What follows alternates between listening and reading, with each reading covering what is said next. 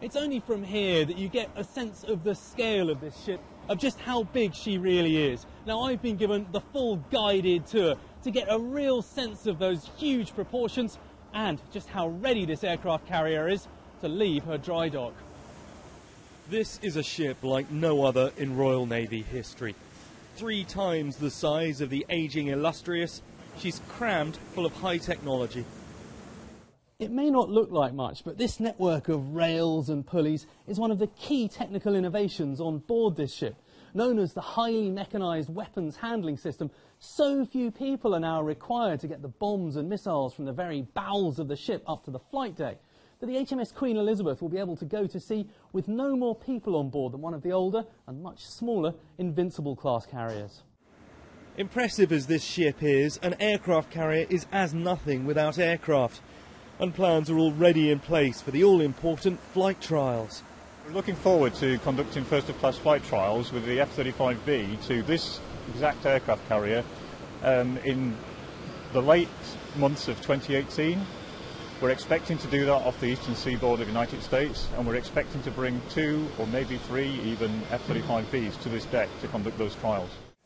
The launch may be just weeks away, but it'll be more than 2 years before the ship leaves Rosyth. And then will follow a lengthy programme of sea trials. The Royal Navy will be putting the Merlin helicopter on board for a period of motor wing trials to test it to the full extent, make sure all the services and systems are operating correctly.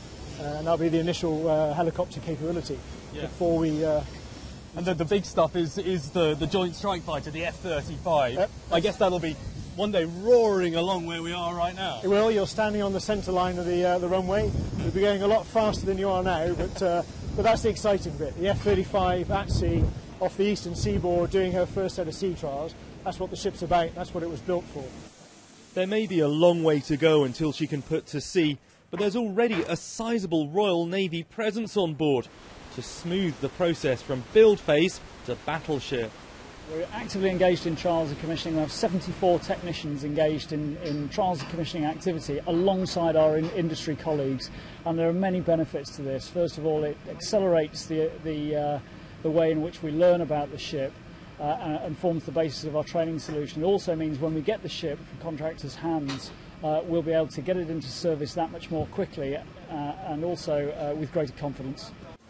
The remaining work is far more than cosmetic, with millions of metres of cable and pipework still to run through the hull, and mission systems to integrate too. But with every passing day, the Queen Elizabeth comes closer to becoming the Royal Navy's flagship. Well, it's taken many, many years to get the project to this stage. Paul Rafferty is involved in the project management of the Queen Elizabeth class for the Aircraft Carrier Alliance. Paul, it really has been a lot of work to get the ship this ready. Yeah, incredible work by a hell of a lot of people. There's been an order of 10,000 people working on the programme across the UK. Where we currently stand in the programme is we have completed the structure, as you see behind us, so it's complete. We now face the challenge of completing the outfit programme. And how long is that going to take? I mean, we've been hearing that she should float out of the dock in the summer, but what happens after that?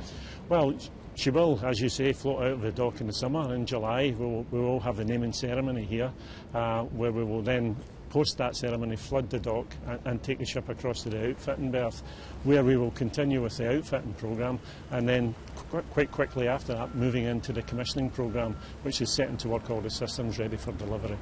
And while that happens, we can see on the quayside here large parts of Prince of Wales, the next aircraft carrier, already here. So while you're finishing off the Queen Elizabeth on one side of the dockyard, you'll be starting to build the next one in the same dock? Absolutely.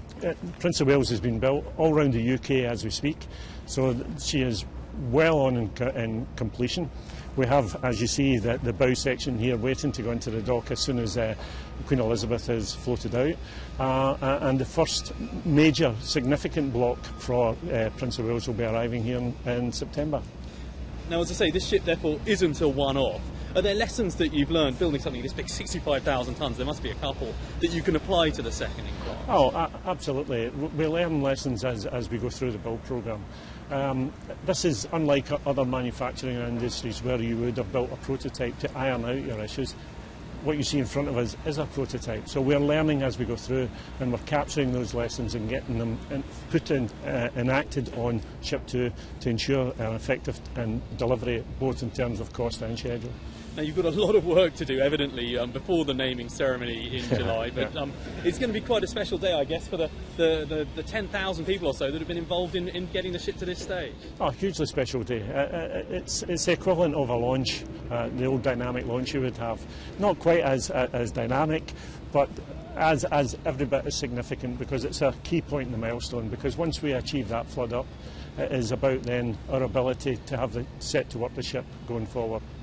Now, of course, this ship is going to represent a new capability for the British forces, the capability to project force 4 acres of sovereign territory all over the world. We'll be here for that official naming ceremony in Rosyth. We'll bring you live coverage in July.